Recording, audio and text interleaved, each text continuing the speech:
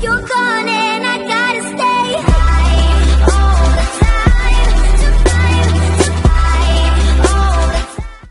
The board for them after Napoli won against Feyenoord 3-1, and it's a key result really for City because of course the next two games in this group come here at home against Napoli, then away against Napoli as well, and we expect them to be the top two in the group come the end of this. And as you can see, goals in every game in the Champions League this evening, so from 10:15 you can see the highlight show with Gary Lineker and the team. It's going to be a busy one for them.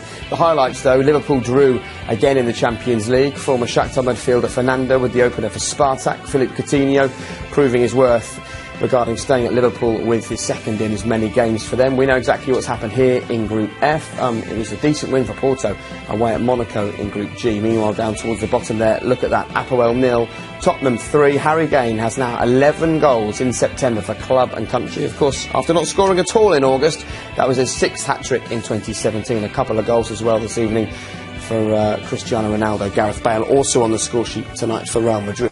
Look, Fabian Delph's not going to get the headlines in this City team very often. They've gone out and bought superstar after superstar.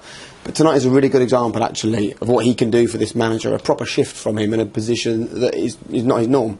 Yeah, definitely. Probably played a handful of games at left-back, but tonight just looked like a veteran there and very composed performance. Should we look at the superstars then? Kevin De Bruyne for 1-0.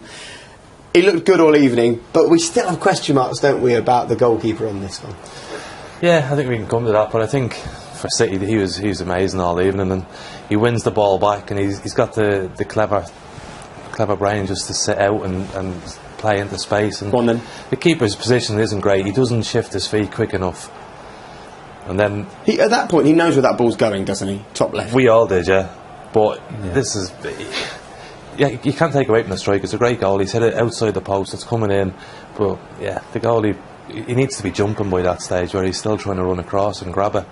But it's a beautiful strike by De Bruyne, and it's something that we've seen from him. Because initially, Jolie, when we saw it go in, first of all, you were saying to us, look, that ball is going so wide, the goalkeeper thinks it's going out, and then it dips in at the last minute. Do you still stand by that? Yeah, I think maybe he should have done better and got a little bit closer earlier, but on a whole, it's a great finish. Yeah. Even though we kind of assumed it was going there. Obviously the keeper has got to cover the whole goal. He can't anticipate it going there too early, and as I say, he doesn't cover himself in glory towards the end of the shot. Okay, let's talk about a man who has covered himself in glory in the last couple of games, Raheem Sterling. He's in some ways been a little bit of a bit part player at times this season for City, but scored in their last league match, played brilliantly then, started on the bench tonight, came on, did the business. Yeah, and this is the squad that City have. They have players that they can come in, and they all know they'll get game time, but he missed a chance before this, and maybe the confidence could have went down, but the improvement that he's had under Guardiola is he keeps going, he keeps trying to improve, and he gets himself in the right positions. And the movement from 3-4 players there, you've got Gundogan in the box, Sane running in from one wing, Sterling going the other way, and it's a lovely layback by Bernardo Silva and a nice finish. It's fun to watch, isn't it? Yeah, it's nice. Again, Sterling probably would have been disappointed he's not starting, but if you look at the last 2 goals he's scored, he's got into the box early, and then he's read the situation and created space for himself. OK, well, those are the goals, but there's plenty more to talk about, isn't there? There was the penalty that maybe should or shouldn't have been, the penalty that wasn't dispatched, Sterling's miss, which was a bit of a sitter as well. Look, we've seen the goals so far, but there's a couple of beautiful moments to look at as well, a couple of not so beautiful ones. But let's start with an amazing pass from David Silva. You were looking at it up here, and you saw him looking to his right, and you thought, why look there, there's no pass on. Yeah, as I say, he's running with the ball, and he has a quick glance, and you think that's not a pass on. And it just seems to obviously put it on a spot, and you're surprised Sergio doesn't finish it, but the ball is ridiculous, to be honest. He is some player, isn't he? Yeah. And then this one, what a chance. A great chance. I think maybe the keeper puts him off a little bit, he takes his eye off the ball, and he'd be disappointed for that, but like we're saying, he made up for it later on. But you were saying as well that they're creating moments in games that make you go wow, like Pep's great teams in Bayern and Barcelona, and Man City now have that standard of player that they're a joy to watch. They're brilliant, and well, I think everyone enjoys coming here to see them. And we spoke about this in the build-up, didn't we? It is time that we started to appreciate Sergio Aguero, and perhaps when he finally gets his record, and let's be honest, he will become City's all-time top scorer in the next few matches. Maybe only then will people stop and go, actually, this guy is amazing, because he still gets too much criticism, too many questions. Yeah, again, I'm not sure why or who he's doing the actual criticism. I'm sure he's going to get this record soon enough, and again, once he does, I'm sure everyone will start assessing it and as I said, give him the credit he deserves. But he needs to do it, and hopefully it's on Sunday. Yeah, okay, look, as a no-nonsense defender, it's time for some no-nonsense punditry. We can dress it up as much as we like. Was this a dive? Yeah, it was a great throw out by the keeper. A great run. We've seen him do this, and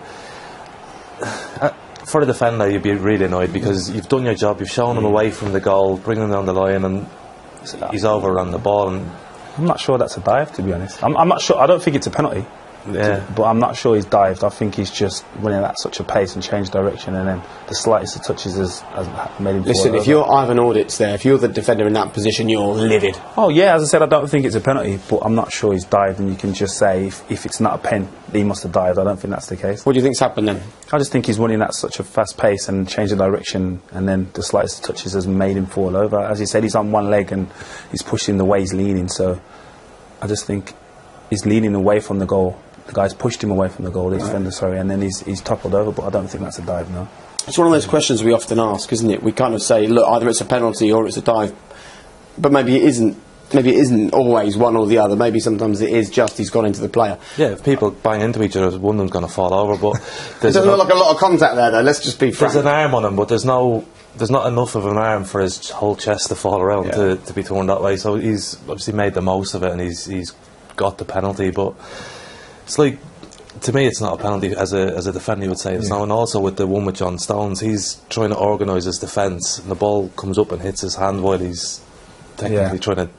It's a penalty probably, but as a defender, you would say it's very harsh to give them against them.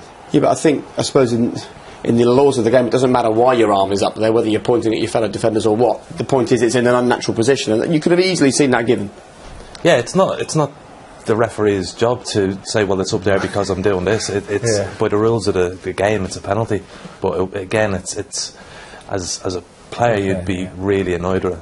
Are you disagreeing again? As you said, I can understand, and the laws of the game state that, his hand shouldn't be up there, and if it hits it, then it's a penalty, but it's very harsh to give that. It's a good job you weren't a referee, you wouldn't have given anything. You just be like, Play hard. he's a happy man, and so will Fabian be when he hears that as well. He loves beautiful football, we all love watching great football, but he used the word stable to describe Manchester City tonight, and it feels like that's what they are now, doesn't it?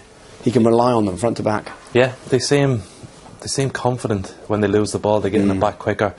A lot of the defence's work has been done by the front guys up there, and they're basically not letting teams out. They're making them go long, and the two centre halves now are just winning headers. But they certainly look a stronger defensive unit than they were last season. And it seems a happy place, you know, whether you've got Yaya Toure not making the starting lineup and immediately tweeting his best wishes to the rest of the players, Fabian Delph deciding to stay and fight for his place and getting opportunities tonight.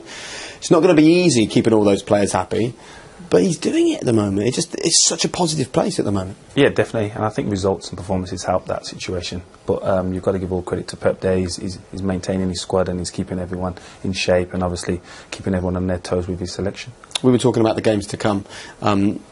They've got a tricky match this weekend live on BT Sport against Chelsea. They face Arsenal in the not too distant future as well. But the games in between that, you sort of highlighted those to me as they've just got to be really wary for these matches, the likes of Stoke and Burnley and West Brom. Yeah, again, we all expect them to be at their best and up for the games against Chelsea. But the test is going to come, and we've all questioned their resilience and can they grind out results, and that's what's going to happen against Burnley. Burnley are not going to come or go to play against Burnley and are going to expect to get beat or come in on one and win 3-0. So it's going to be tough, and again with West Brom. But it doesn't feel like a creative, free-flowing, free-scoring team who have got that vulnerability. This feels like a team that could go to West Brom and do a job just as easily as they can go to Chelsea maybe and do a job. Yeah, they don't seem fazed by anyone who they're playing. They just play, and they have this way of playing, and there's no concern about the opposition. It's just about them. And it's when Barcelona were brilliant and Bayern Munich were brilliant under Pep, that they didn't concede many goals because they didn't let the other team have the ball. And this team is doing the same now, and they look every game that it's going to be how many are going to score rather than how many they're going to concede. I love the fact you've mentioned conceding goals, because we've got a graphic actually that we can show you, which is Manchester City's goals conceded, and basically whether you're going to be a champion and concede a lot of goals, it doesn't happen. Look, the only team, you don't need to look at all the numbers there, by the way. I know it's late in the evening, I don't want to put you all off, but if you basically look at all the numbers there, the only important one is there, Manchester United, won the Premier League title in 2013. The only time a team has done that, conceding more than 1 goal a game. Manchester City last season conceded, on average, over a goal a game. Look at that, 1.03 goals a game. At the moment, that average has dropped to 0.3 goals per game. Look, I know it's early, particularly in the Champions League, it's early in the season as well, but that number's dropped dramatically. And if you're going to build a team to win titles, it starts at the back. Yeah, definitely. But again, as Pep said, it's not just the defenders that deserve the credit.